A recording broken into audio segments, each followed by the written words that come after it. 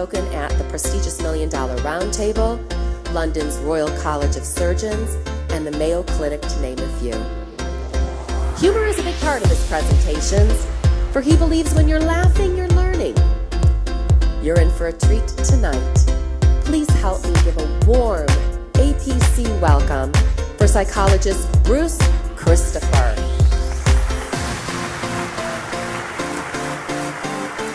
Thank you, Bruce.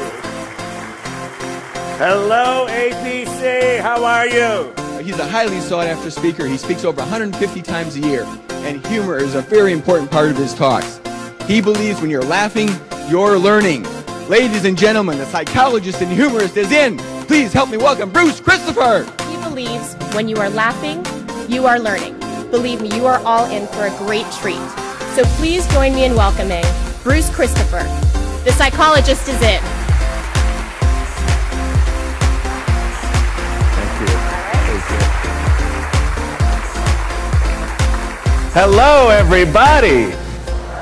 What an honor to be in front of you. Give a very warm welcome for second time in a row TBSE appearance. Give a warm TBSE welcome wearing the psychology hat, Bruce Christopher.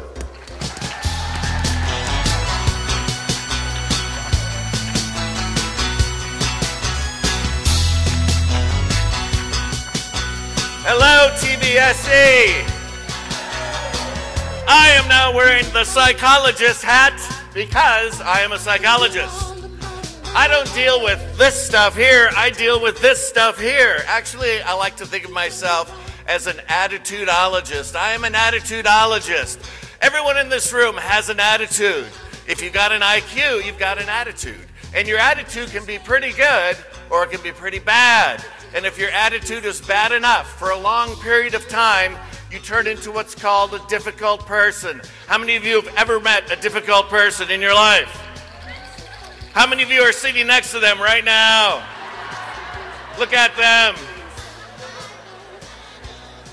It's true. They say that 1 out of 3 adults, think about this, 1 out of 3 adults is in fact a difficult person. 1 out of 3. So ladies and gentlemen, everyone look to your left, look to your left, look at that person. Look to your right, look at that person. And if it's neither of them, well, it's you. You're it. Good morning. How are you today? All right. I'm excited to be here with you this morning because I get to talk about one of my favorite topics, and that is the differences between men and women. Why are women so strange and men so weird? And you probably noticed at this time in your life that, yes, there's something going on out here. And so whenever you do a program or a seminar, you need to make kind of the professional practice connection. So let me make that connection for you, and I'll ask you a question and answer honestly. How many of you in your professional experience, I mean somewhere along the line, can actually recall having a conversation with someone of the opposite sex? Has it ever happened to anyone in the room? They're everywhere. You can't get rid of them. They're your patients. They're your teammates. They're your friends. Sometimes we marry them and live with them, and that's an exciting challenge. And you're going to get a 6-hour seminar in about an hour here, and I'm going to talk very fast, but I'm going to give it to you. I'm going to show you how men and women actually speak a different language. Did you know that? Men and women think differently and we make decisions differently. This is a true story. This is a true story. I was visiting my father, Jack, a few years ago, and he had had some eye surgery. Nothing serious, but he had some eye surgery, so he had some stitches, right? And so we're talking, and the newspaper fell off his lap onto the floor. And so he bent over to pick up the newspaper, and he popped a stitch. And some blood was coming out, you know. So nothing serious, but, you know, obviously had to go to the doctor and get it, you know, fixed up. So he was scheduled at breakfast with his best buddy, Johnny. Johnny and Jack were going to have breakfast tomorrow morning, and so he had to call and cancel because he had to go to the doctor. And so he calls up Johnny, and I can hear Johnny on the other end of the line. I'm not embellishing. My dad goes, "Johnny, I can't go to breakfast tomorrow because my eye's bleeding." And Johnny goes, "Okay, bye." Click. I mean, no details at all. It's like, are your eyeballs hanging out of your head? Should we call an ambulance? Your eye's bleeding. Are you okay? Hilarious.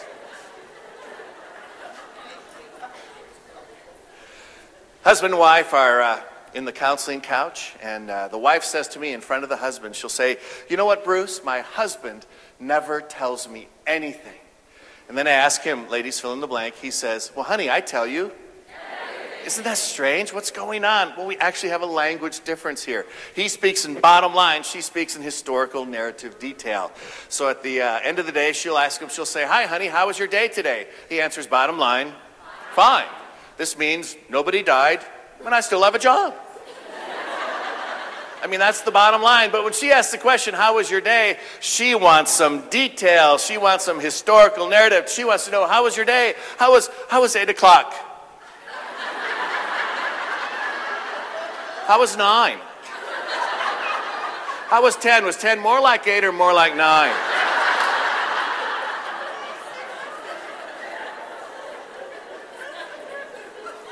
It's amazing we communicate it all, isn't it? A few years ago, my associate who worked for me at that time was a female, and is a female to this very day, actually. She told me the story. Her husband comes home Friday afternoon. True story. Husband comes home and he bursts into the kitchen and he says, and he makes this announcement. He says, honey, my sister had her baby today. And what does she want to know? Yeah, was it a boy or a girl? Was it difficult delivery? How much did it weigh? What did they name the child? Can I call them? And he turns to her and says, man, I didn't even think to ask those questions. Those are a lot of questions to ask. You can think of it like newspaper. Men speak in headlines, women speak in story, right? So he just gave the headline, baby born, mother lives.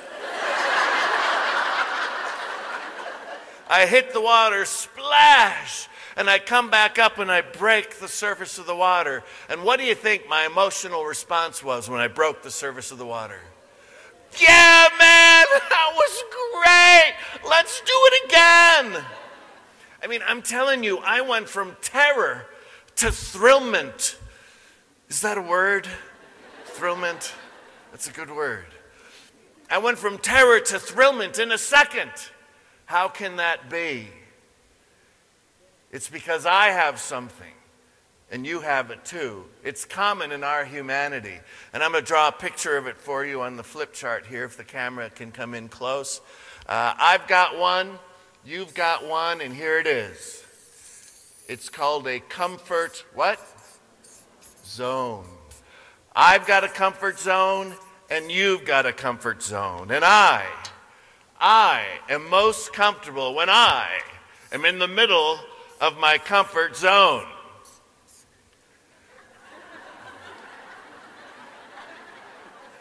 Wearing a dress, apparently.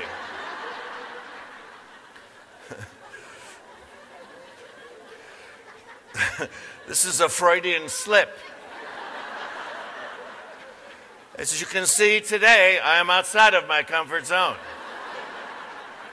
So let's put a goatee on here so we know it's me and the funny hair. I am most comfortable when I am in the middle of my comfort zone. And you know, most of us are. Most of us, our goal in life in a single day is to play it safe. Let's not do anything too risky. But if you begin to move to the edge of your comfort zone, and that's where the excitement is, right? At the edge. You begin to feel something, and it's called fear. And most of us will turn around and go back to the middle of our comfort zone because it's a lot more comfortable there. Thank you. But if through the power of your amazing cerebral cortex, you can take what's called a calculated risk and break through your comfort zone, that's what you need to do in order to become more confident. Because every time you turn away from a fear, your comfort zone becomes more powerful. And then it turns into a comfort callus, and then a comfort wart, and then a comfort fence, and then a comfort wall, and then a comfort castle, and then a comfort fortress, and eventually a comfort prison, until you become one of those people who live their lives ruled by their fears. But as I said, if you can talk yourself through, take a calculated risk and break through your comfort zone, an amazing thing happens. You have a tremendous release of energy. I call it the woohoo moment. Woohoo! And that's what I felt when I jumped into the water. But here's the best part. Most people don't know this. When you break through a comfort zone, your comfort zone expands in size and volume.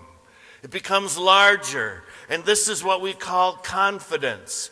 Confidence is the behavioral expansion of your comfort zone. And I say behavioral because you have to do it with your body.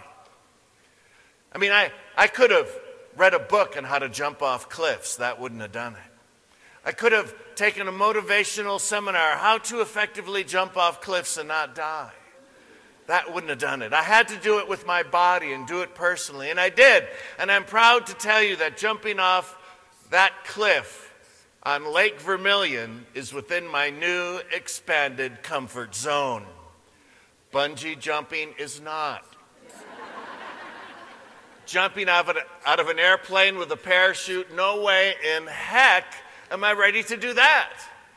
Has anyone in this room jumped out of an airplane with a parachute? Yes, yes, look at you all. Brave people, brave people. I'm proud of you. I'm not ready for that. Number 9, true or false? Men appear to be more attentive than women when they are listening. Big time false, big time false. And I'll tell you why. It's because since birth, women have been trained to look like they're listening. Let me demonstrate. I need a female volunteer from the audience. Monica, thank you so much. Give Monica a hand as she comes up to help. Thank you. Thank you for volunteering. Come on up. I appreciate that. There you go. Thank you. And if you would have a chair right here. Now, Monica is a woman. And I'm going to be a woman again.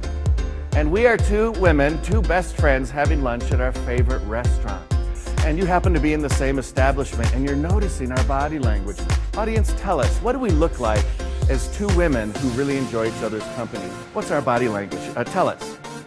We lean into each other. Very good, because that shows interest. That's a sign of interest. So I'm a woman, you're interested in what I'm saying, so kind of lean in a little more. Okay, good. And what else do we do? Eye contact, very smart. For how long would you guess? It's 12 seconds before we look away, which is really a long time. That's a long time. Let's try it. I'll count, okay? I'll bet you'll be good at this. Here we go. Ready? 1, 2, 3, 4, 5, 6, 7, 8, 9, 10, 11, 12. Was that hard for you? It was really hard for me. And the reason is because how long do 2 men look at each other for? 2 or 3 seconds. You guys are so smart. It's true. Ladies, haven't you noticed we men are always not looking at you? Right? You know, we got like 2 or 3 seconds. We're like 1, 2, 3, and we're like, talk to the ceiling now. What's up there? We're like 1, 2, 3, and who was that? Who was that? Who walked by? And how do you interpret that? If men don't look at you, what does that mean? You're not listening, or worse, that he's hiding something from you. He seems rather shifty, doesn't he? I mean, I've done this in sales training and everything. I get letters back from men. I decided to just look at women longer, and it's actually increased my sales numbers just by doing that. Yeah, really. Everyone go, Okay, so we're 2 women. We're leaning in, having eye contact. What else do we do? We touch each other, yeah. Touch me, I'm a woman.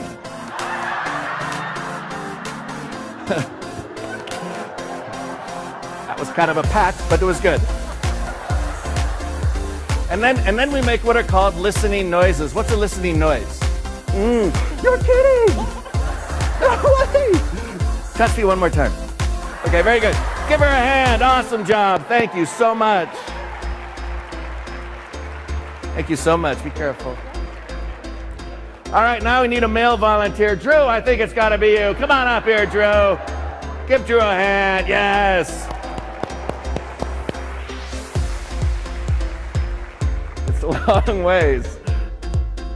Now, Drew's a man, and I'm going to be a man again. And we're 2 men, and we're having lunch at our... Are you okay?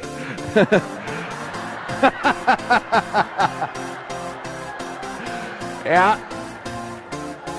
And as two men, you can see the first thing we do is we create space. We may then even cross our legs or put our hands in front of ourselves in order to protect our genitals from one another. And then we do the 3-second rule of eye contact. Did you see that game? Yeah.